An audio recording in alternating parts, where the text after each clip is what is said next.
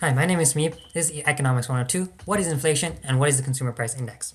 So to start, inflation, if we're going to give it as a simple definition, is the increase of prices from year or from any period of time to the next. Now, how do we measure that? In 1990, let's say we buy a cup of coffee, it costs $1. 1991, we buy the same cup of coffee. How much does it cost? $2. Now, that's only measuring the cups of coffee. Let's try to use something broader.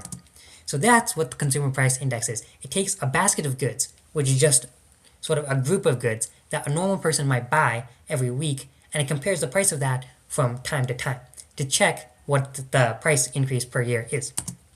Let's say in 2024, you buy 3 loaves of bread, 1 gallon of milk, 10 packs of ramen. In the next year, you buy the same amount. Now, the prices in 2024 were $2, $3, and $1 respectively. Now, in 2025, let's check what the prices are. It goes from 2 to 4, 3 to 6, and 1 to 2. That's inflation.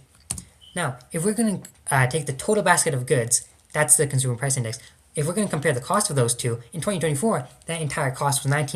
In 2025, that entire cost was $38. Did you notice that the amount of goods didn't change? It's only the cost. Now, if we're using the CPI formula, we're going to try to find the current year CPI, the cost of goods, minus the base year over the base year times 100%. Now, if we're comparing dollar value, let's first get the CPI. The math was 38 minus 19 over 19. 38 being the cost of goods in 2025 minus 19 cost of goods in 2024 over 19 cost of goods in 2024 times 100%. So that would give us a CPI of 100%. 38 minus 19 is 19 over 19 is 1 times 100% is 100%.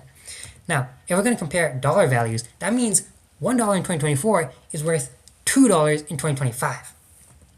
So let's use a real life example. In the United States, there's something called tariffs, and tariffs impact the price of goods because the US government charges companies to bring goods into the country. This is an article talking about how the impacts of that has impacted what consumers buy, the consumer price index, each week. How are their staples like bread, milk, how are those prices increasing? Now, this article talks about how comparative to economists' predictions, that actual impact has been lower. However, there is an impact. That's one of the driving factors of inflation. Now, what are the drawbacks of inflation? It does not account for two major things that I want to talk about: the quality of goods and the type of goods that you buy. Now, let's say you buy a good, the amounts don't change and the type of good doesn't change. But let's say you buy an iPhone in 2007 versus 2025. Obviously, the one in 2025 is going to be more expensive, but it's also going to be better. CPI doesn't account for that. Same thing for substitution. Let's say the price of Apple phones skyrockets. However, you don't have to buy an Apple phone. You can buy a Samsung phone.